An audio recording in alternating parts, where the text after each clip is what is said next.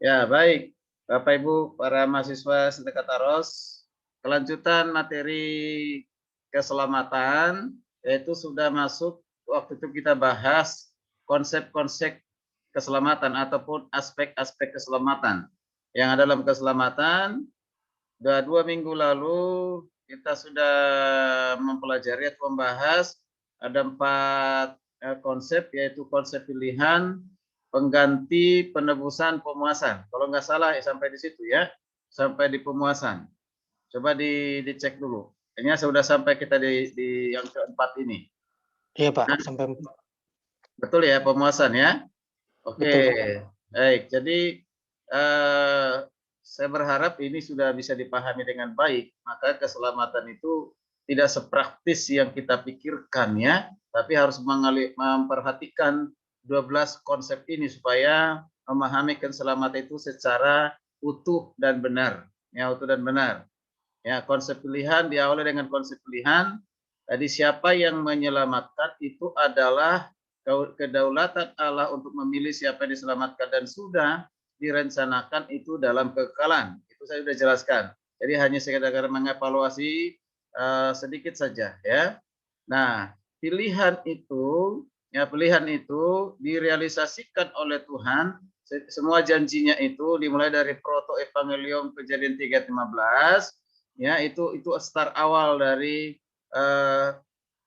janji dari keselamatan ya, janji keselamatan akhirnya digenapi dengan kedatangan Yesus sebagai pengganti manusia berdosa yang harus mati di kayu salib. Dia harus mati dan dibangkitkan ya, itu menjadi dasar iman Kristen ya. Sesungguhnya manusia berdosa lah yang harus binasa, yang harus disiksa, disalibkan, tetapi dengan kasih Tuhan mau digantikan dengan siapa pribadi Yesus sendiri sebagai pengganti bagi manusia berdosa.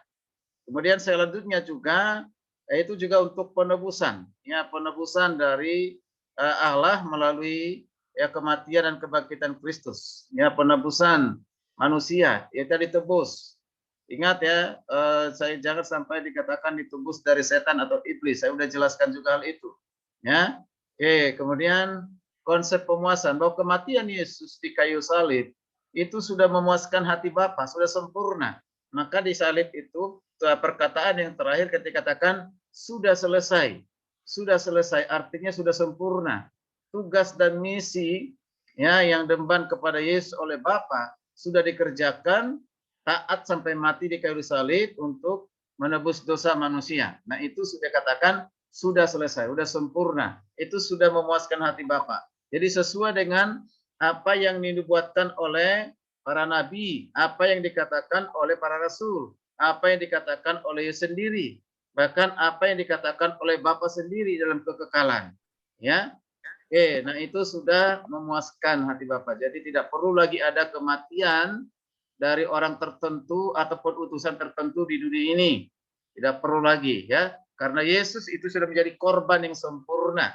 Tidak lagi seperti perjanjian lama, ya korban-korban yang dipersembahkan oleh bangsa Israel. Itu adalah merupakan bayang-bayang dari pengorbanan Yesus ya. Itu menjadi suatu dasar. Maka hari ini kita lanjutkan, kita harus selesaikan ini. Masih ada ya berapa konsep lagi yang harus kita pahami. Silakan diikuti dengan baik dulu. Nanti kalau misalnya ada pertanyaan, ya silakan. Nanti kita selesaikan dulu ya. Oke, dilanjutkan dengan konsep perpalingan. Ya, konsep perpalingan. Ya, konsep perpalingan.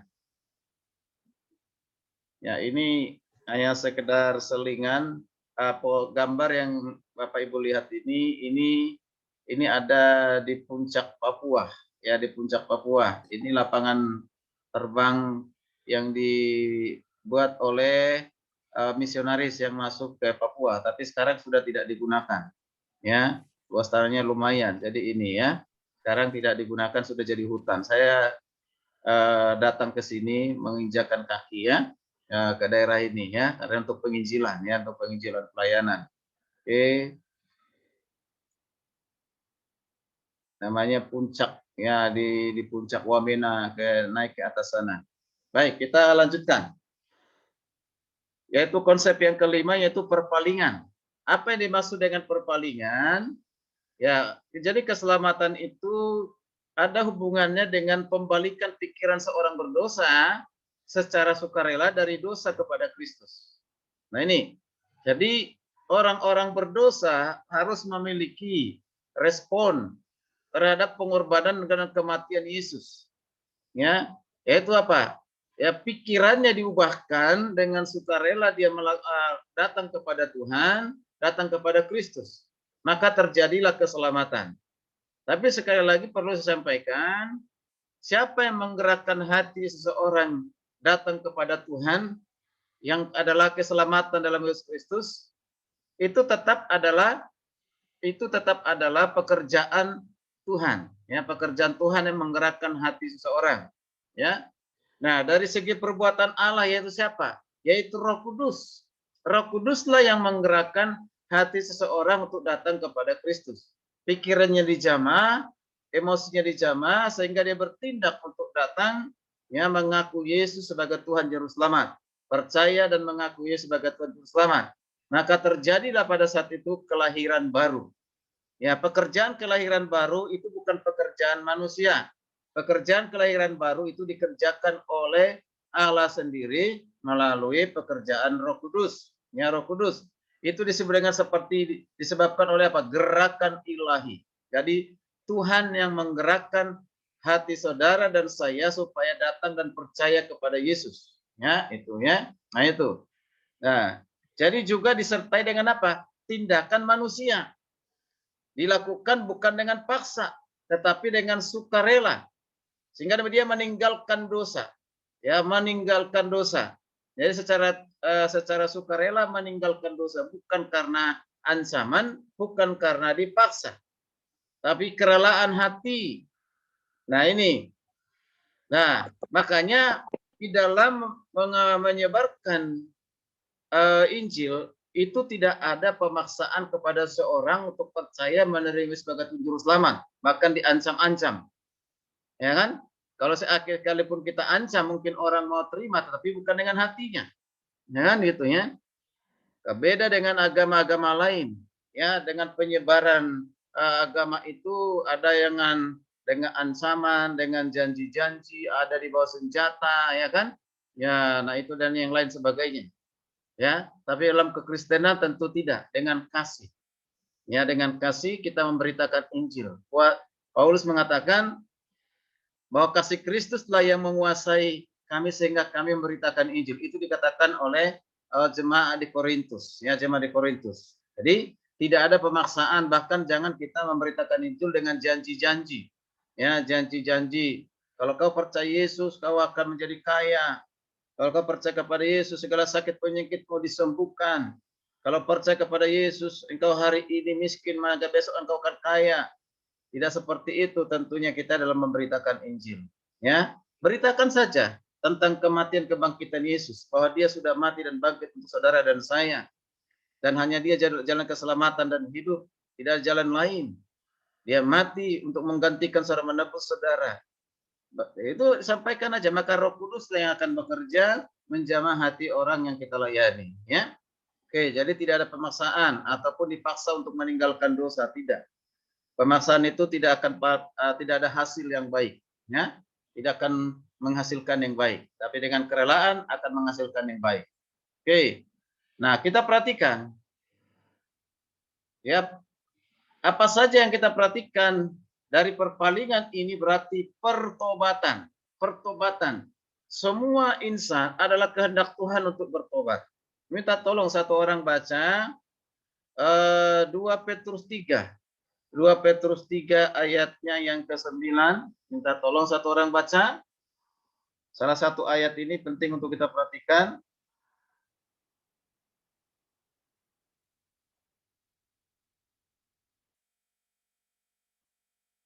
Silakan.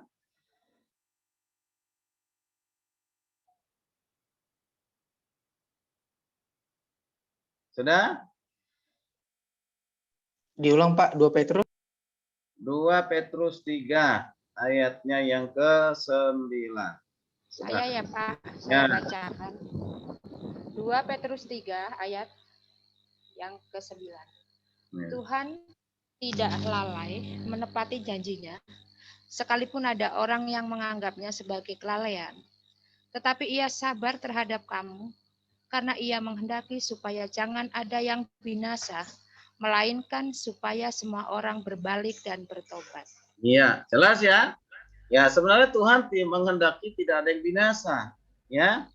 Tapi kehendak Tuhan itu adalah supaya setiap orang datang berbalik dan bertobat, ya.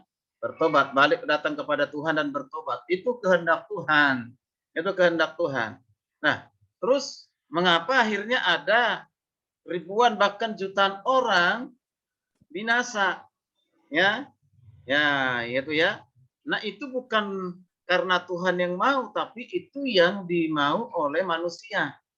Sudah tahu kebenaran, tidak percaya, tidak datang kepada kebenaran itu. Ya, Yesus sudah datang memproklamasikan dirinya, menyatakan dirinya sebagai juru selamat. Bahkan sampai hari ini kita masih memberitakannya, tapi masih banyak aja orang yang tidak percaya. Ya kan? Gitu. Ya. Ada tadinya dia dari agama lain, tapi ketika dia sudah bertemu dengan Yesus, percaya dengan sungguh-sungguh, malah sekarang malah justru pemberita Injil hamba Tuhan. Ya, itu. Baik, dan bahkan sekarang ini sangat berani, ya, memberani menyatakan imannya, mengatakan imannya kepada orang lain. Dia bukan orang Kristen dari lahir, ya, sudah orang Kristen menjadi percaya Yesus itu sudah umur di atas 30 40 tahun, ya kan gitu. Ya, berarti sebelumnya dia pemeluk agama lain. Tapi dengan berani, luar biasa. Ya. Ya, jadi pertobatan itu adalah kehendak Tuhan. Ya. Itu kehendak utama dari Tuhan. Jadi pertobatan adalah langkah utama yang tidak dapat dilewati manusia apabila manusia hendak bebas dari kesesatan, kehancuran total, serta kebinasaan. Jadi bagaimana seseorang supaya bebas dari murka Allah, dari hukuman maut itu? Ya, Roma 6 ayat 23. Ya, dari mana? Yaitu bagaimana caranya? Yaitu tidak ada langkah lain selain yaitu bertobat. Ya, bertobat datang kepada Yesus. Jadi itu namanya perpalingan. Jadi perpalingan dari agama lama yang tidak ada jaminan keselamatan, dari dosa, ya, dari dosa yang membelenggunya, yang membuat dia jauh dari Tuhan, tidak percaya kepada Tuhan, itu harus ditinggalkan dengan sukarela. Dia harus datang berbalik kepada Tuhan. Oke. Nah, mari kita perhatikan ada 3 unsur penting dalam pertobatan. Ya, 3 unsur penting dalam pertobatan itu yang pertama, unsur pertobatan itu bisa dilihat dari intelek. Intelek itu berarti pikiran. Ya, dengan pikiran, ya, pengertian, bisa mengenal apa itu dosa. Mengenal dosa diri sendiri. Saya adalah orang berdosa. Nah, ini kita sudah belajar ya konsep tentang dosa. Apa itu dosa, asal usul dosa, akibat dari dosa. Nah, itu sudah disampaikan ya, sudah kita bersama-sama mempelajarinya. Jadi saya tidak perlu lagi menjelaskan itu. Nah, yang penting saya sampaikan ini bahwa seseorang yang berbuat dosa itu bisa dimengerti, dipahami, disadari, ya, dipahami bahwa dia berdosa, dia bersalah. Jadi ada rasa bersalah. Dan inilah yang haruslah merupakan pertobatan sejati. Ya, pertobatan sejati itu apa? Adanya pemahaman, pengertian, pengenalan akan dosa dan mengaku bersalah. Mengaku bersalah datang kepada Tuhan, ya. Nah, coba kita baca dulu. 1 Yohanes 1 ayat 9. Silakan baca 1 Yohanes 1 ayat 9.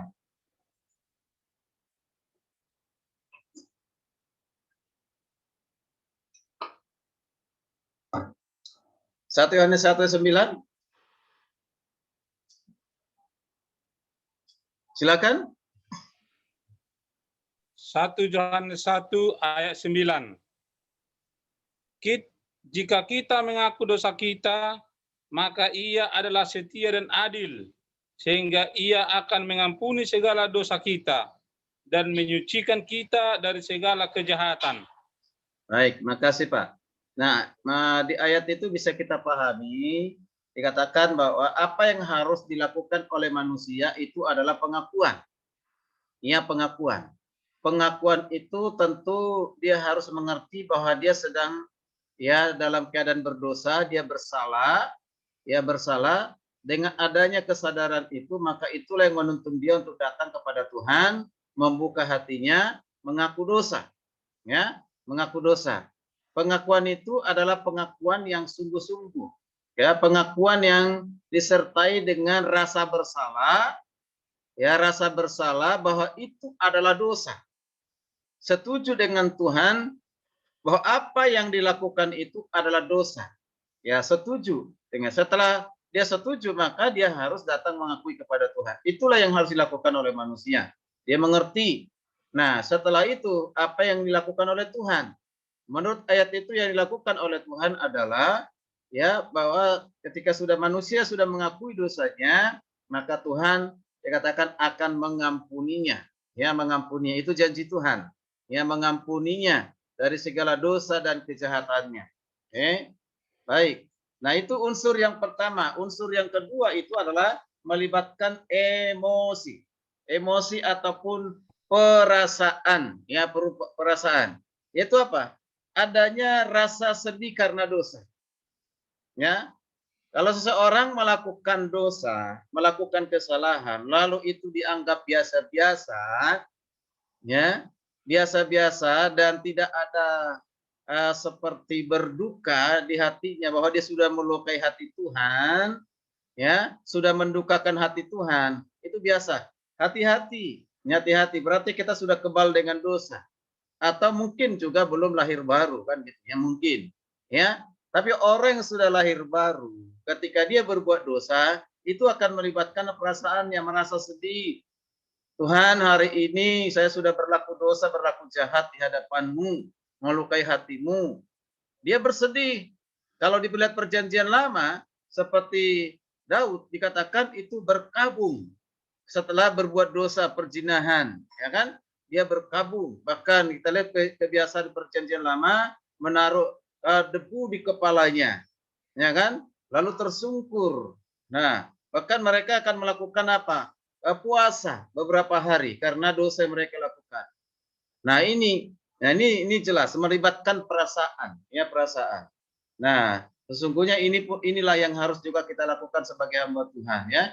Jadi jangan pengakuan dosa itu hanya sebagai liturgi, ya, liturgi, tapi memang itu adalah tindakan yang melibatkan pikiran perasaan. Lalu yang ketiga, sesuai dengan Yohanes 1 ayat 9 tadi, adanya kemauan, ya, kemauan, tindakan.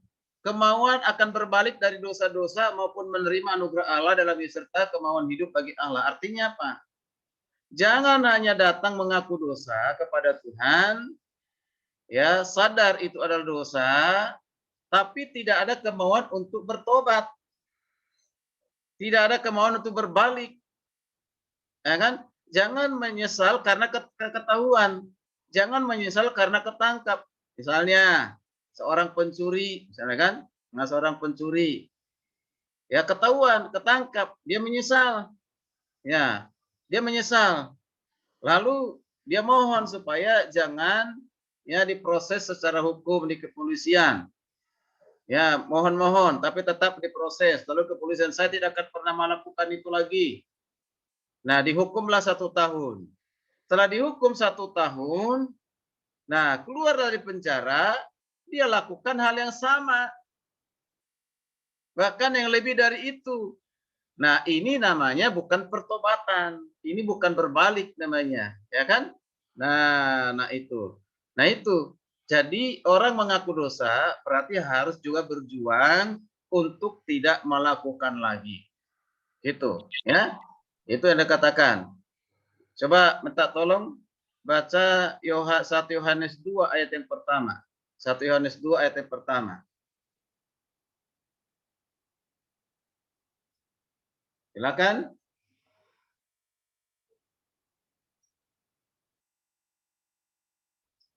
1 Yohanes 2 ayat yang pertama. Anak-anak, Yuk lanjut, Pak.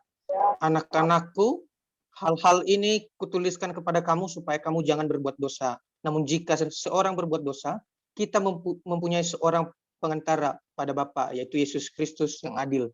Ya, anak-anakku, hal ini kutuliskan kepadamu supaya kamu jangan berbuat dosa. Hal-hal ini maksudnya apa yang kutuliskan itu? Yaitu bagaimana Tuhan menyatakan dirinya, memperkenalkan dirinya, bertemu dengan manusia yang sudah ya berkarya melalui kematian dan kebangkitannya, diberitakan ya bertemu dengan Tuhan, jangan lagi berbuat dosa. Bahkan kita perhatikan wanita ya yang wanita tunasusila ketika datang kepada Tuhan dikatakan, pergilah, jangan berbuat dosa lagi. Tuh kan, perempuan Samaria dan juga perempuan yang meminyaki kaki Yesus dengan minyak narwastu, ya kan gitu ya. Bahkan ada yang mencoba menghakimi mereka, ahli Taurat, orang Farisi, ya. Nah, dikatakan oleh mereka, apakah yang harus berbuat dengan wanita yang berzina ini? Bukankah dia menurut Taurat, menurut aturannya, ya dia harus dihukum, dirajam dengan batu. Lalu apa kata Yesus? Siapa di antara kalian yang tidak berdosa, silakan melempar dia dengan batu.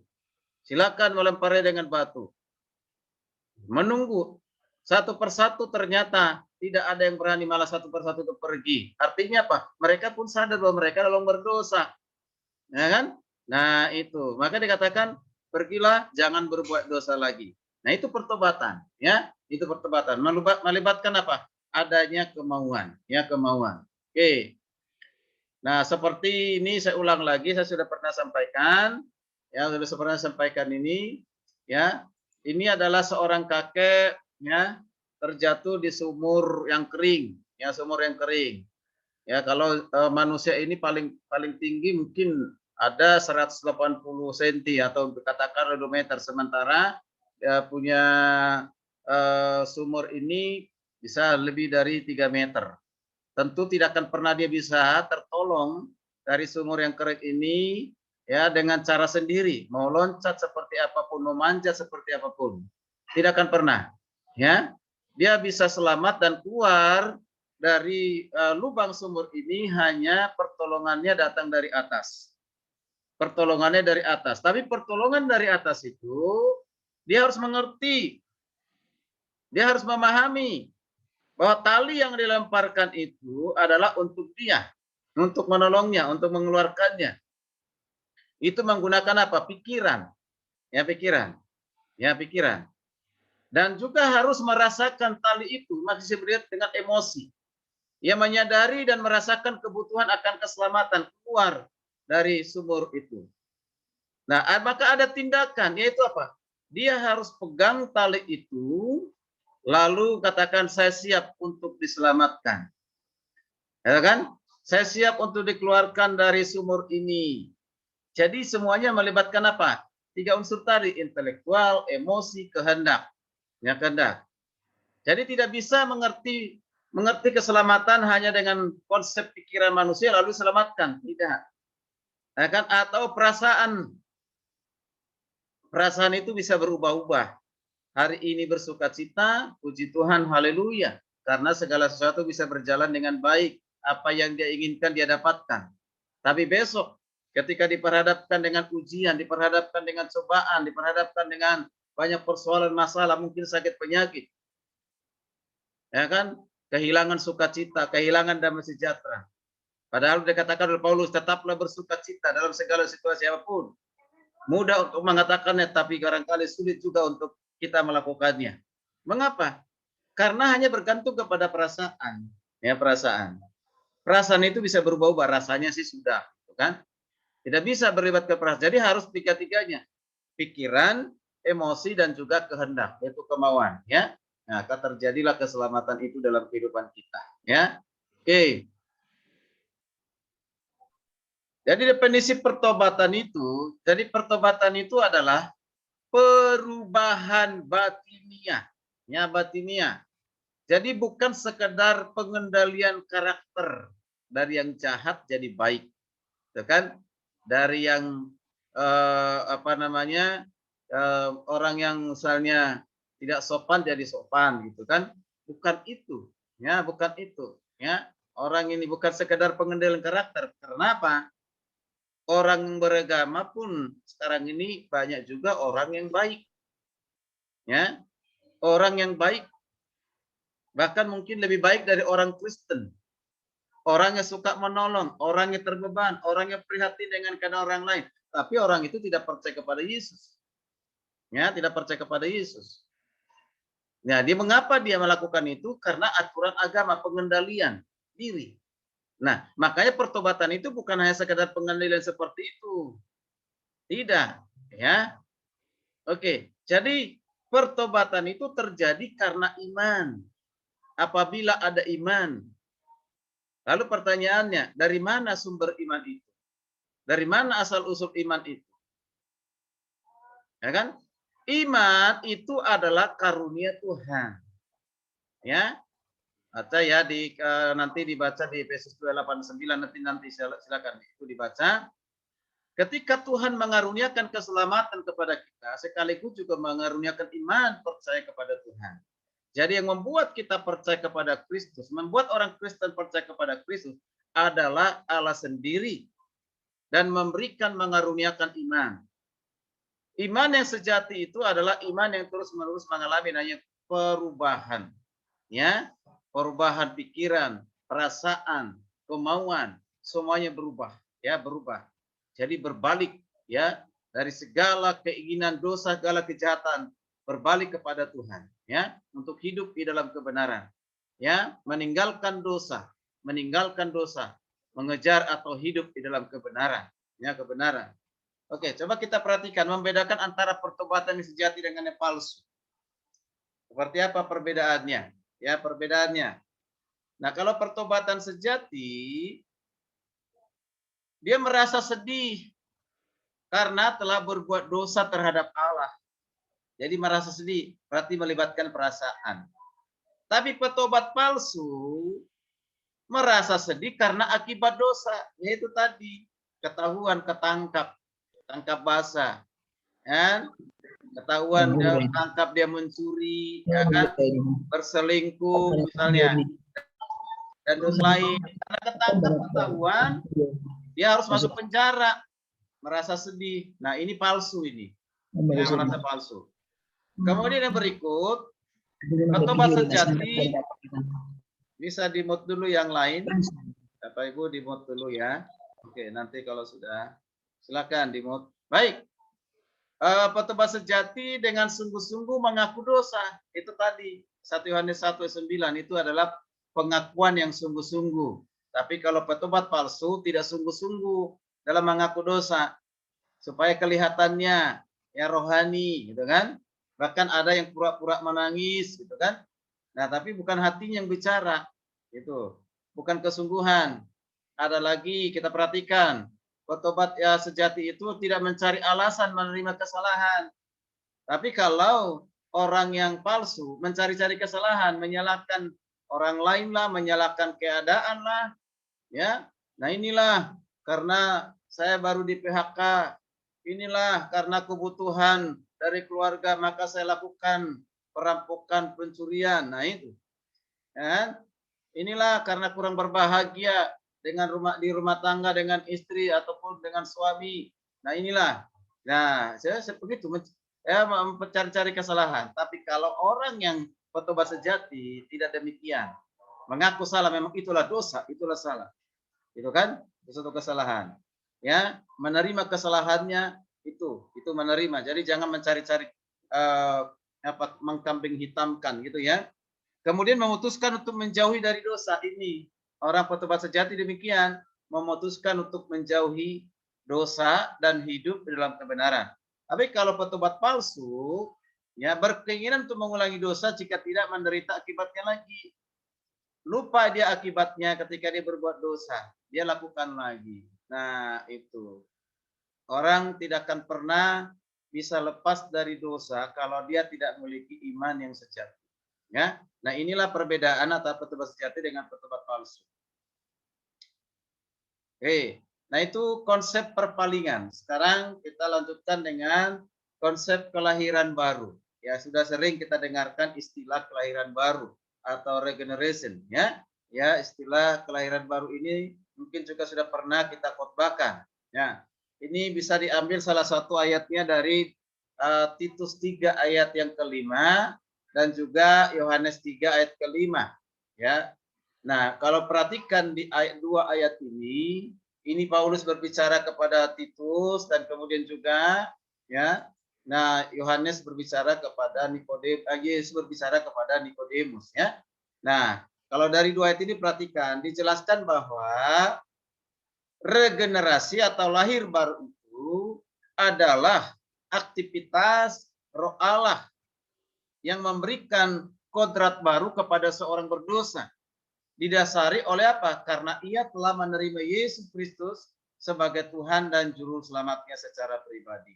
Jadi, nah, makanya katakan apa itu lahir baru? Apa itu generasi baru? Yaitu suatu kegiatan atau aktivitas gerakan yang dikerjakan oleh Roh Kudus. Memberikan apa? Memberikan kodrat baru kepada siapa? Kepada orang berdosa. Didasari dengan apa? Ketika dia percaya menerima sebagai Tuhan Juru Selamat. Ya, nah ini. Jadi minta tolong dibaca dulu Titus 3 ayat 5. Titus 3 ayat 5. Titus 3 ayat 5, silakan. Titus 3 ayat 5.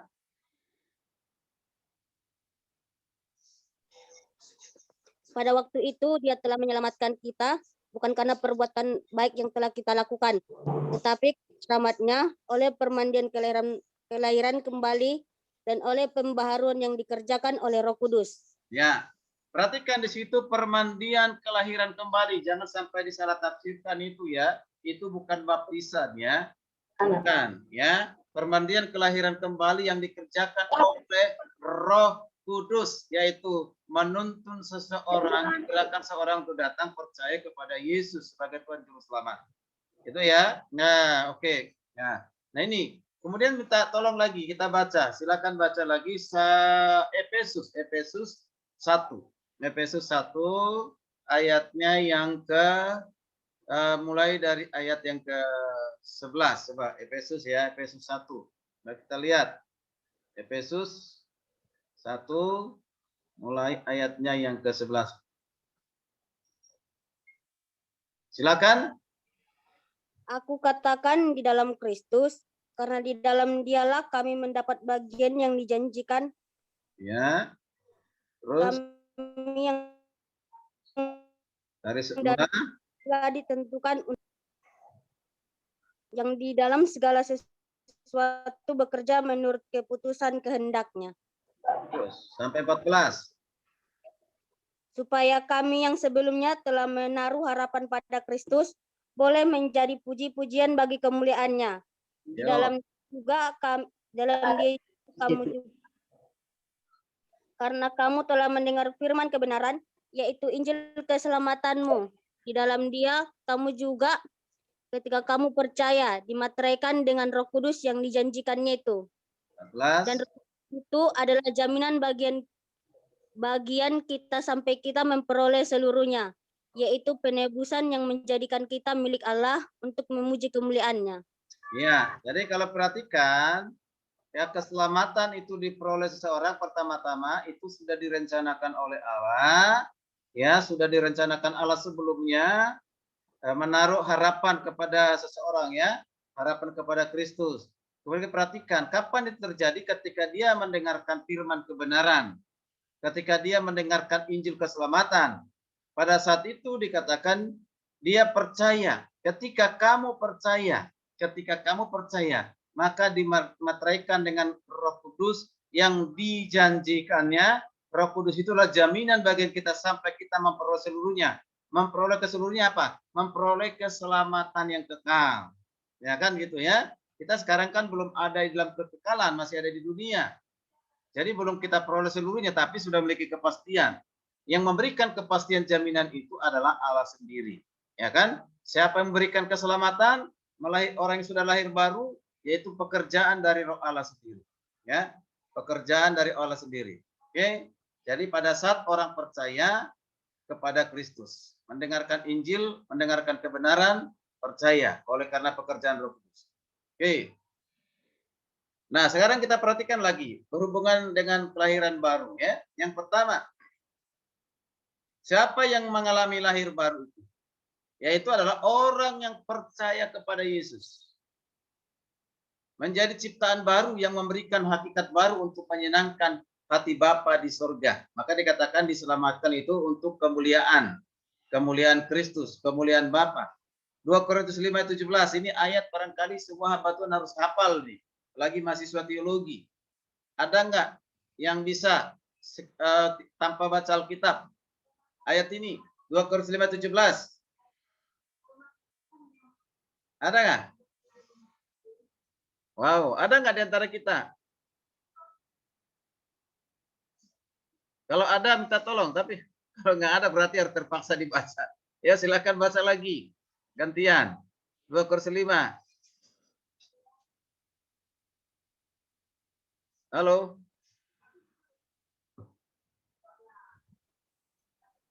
Dua Korintus ayat 17.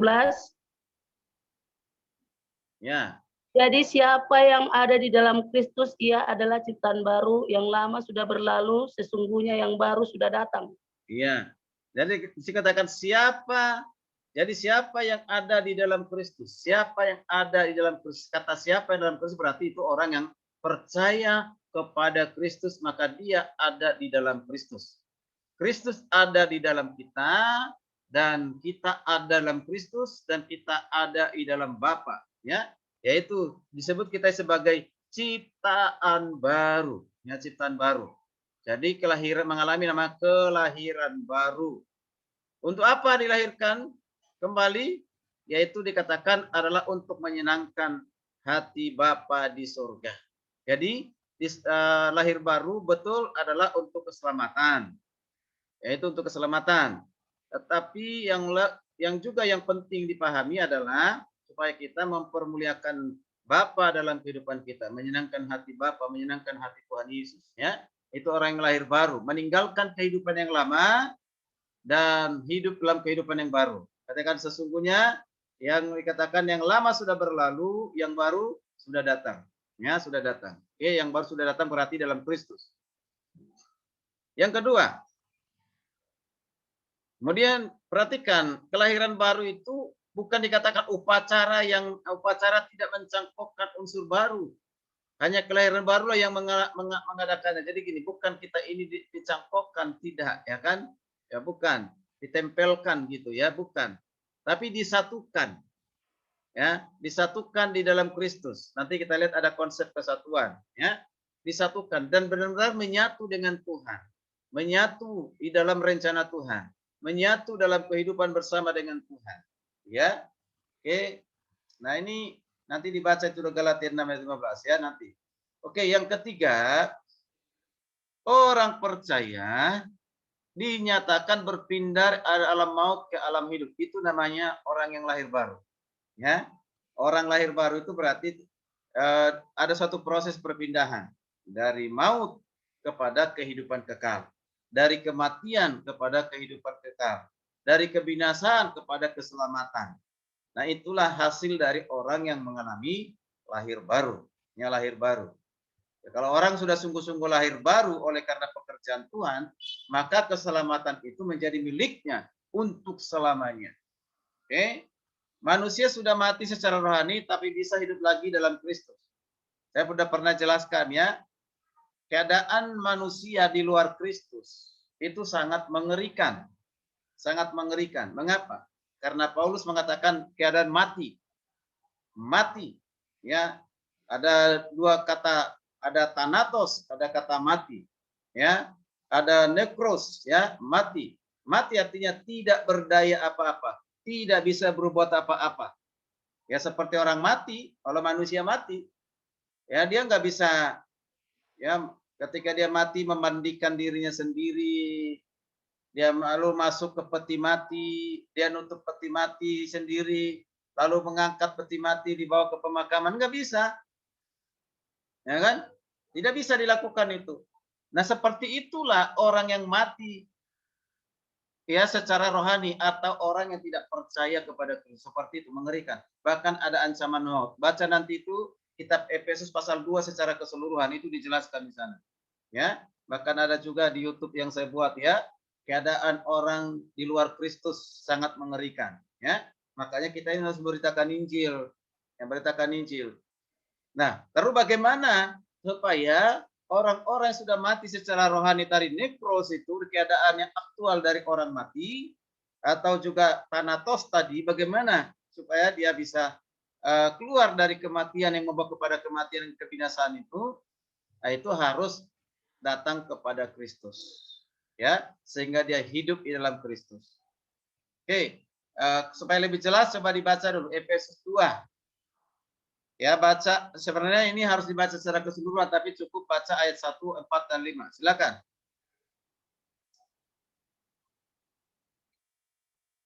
Kita Efesus. Silakan dibaca. Ayat 1, kemudian langsung ayat 4 dan ayat yang kelima. Efesus pasal 2 ayat 1.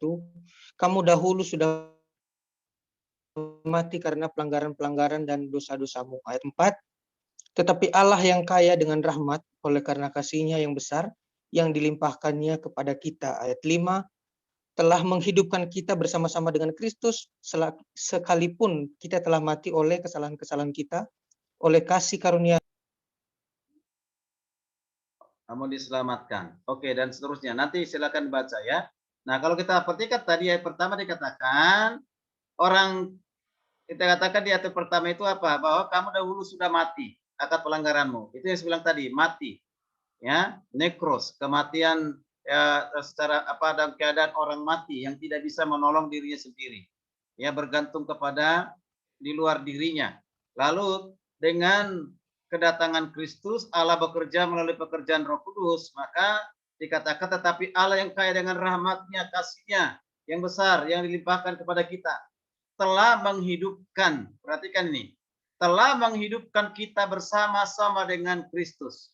Luar biasa ya, menghidupkan kembali orang mati itu bersama-sama dengan Kristus, sekalipun kita tadinya telah mati oleh karena kesalahan dan pelanggaran kita. Tuh, jadi siapa yang dapat menghidupkan orang mati, yang mati rohani ya, di sini dalam hal ini adalah Yesus sendiri, ya, Yesus sendiri. Oke, yang kelima, kelahiran baru. Ada pembaharuan budi sebagai akibat dari kelahiran baru. Nah itu, barang siapa mengatakan dirinya sudah mengalami lahir baru, pikirannya pun harus diperbaharui. Perasaannya pun harus diperbaharui. Seluruh hidupnya. Maka di kalau Roma 1 ayat yang kedua, persembahkanlah tubuhmu sebagai persembahan yang sejati dan berkenan kepada Tuhan. Ya kan? Nah, lalu dikatakan perbaharuilah akal budimu. Nah itu. Makanya Paulus juga mengatakan dalam Filipi 4, yaitu untuk apa? Ya, yaitu harus menjaga pikiran kita. Pikiran ini harus pikiran seperti Kristus. Maka dikatakan oleh Paulus, pikirkanlah apa yang suci, apa yang mulia, apa yang benar, nah apa yang berkenan kepada Tuhan. Pikirkanlah semua itu, kan? Nah itu orang lahir baru pikirannya harus berbaharui terus menerus ya. Oke, yang keenam, lahir baru dalam Yesus dapat mengambil bagian dalam kodrat ilahi dan luput dari hawa nafsu duniawi. Yaitu dia. Orang yang sudah lahir baru tidak lagi hidup seperti orang dunia hidup. Tidak lagi mengikuti hawa nafsu. Ya, berarti harus memelihara hidupnya di dalam kekudusan supaya berkenan kepada Tuhan. Ya, berkenan kepada Tuhan. Nah, itu. Jadi tidak lagi mengikuti keinginan daging, keinginan setan, keinginan dunia, tapi sudah harus menanggalkan, melepaskan itu semua. Itu orang lahir baru. Dari mana kita bisa melihat orang lahir baru? Dari pengakuannya belum tentu. Orang bisa mengaku-ngaku lahir baru. Tapi lihatlah dari perubahan hidupnya. Lihatlah dari buahnya. Ya, orang percaya itu bisa menjadi anggota kerajaan Allah. Nah, orang yang lahir baru, puji Tuhan, kita menjadi warga kerajaan Allah. Ya, jadi syarat untuk menjadi warga kerajaan Allah itu apa? Tiketnya satu, lahir baru. Itu. Menjadi warga kerajaan surga itu bagaimana caranya? Jalannya bagaimana? Harus menjadi orang yang lahir baru. Nah, makanya berbahagialah, banggalah, bersukacitalah, kita ini punya dua kewargaan. Warga rakyat Indonesia, kewargaan Indonesia, dan juga kewargaan surga. Ya kan? Kewargaan Indonesia itu sifatnya sementara. Tidak tahu berapa tahun kita menjadi berhak menjadi warga kerajaan Indonesia. Tergantung umurnya. Tapi kita sedang dipersiapkan masuk ke dalam kewargaan surga. Puji Tuhan, haleluya. Ya kan, bersyukur. Nah, inilah yang harus diberitakan oleh mahasiswa-mahasiswa teologi dan juga para hamba Tuhan ya. Jadi kesimpulan dari lahir baru, minta tolong Ibu Farida bisa baca yang di layar. Bantu saya. Ada di layar kan? Ya, tolong dibaca.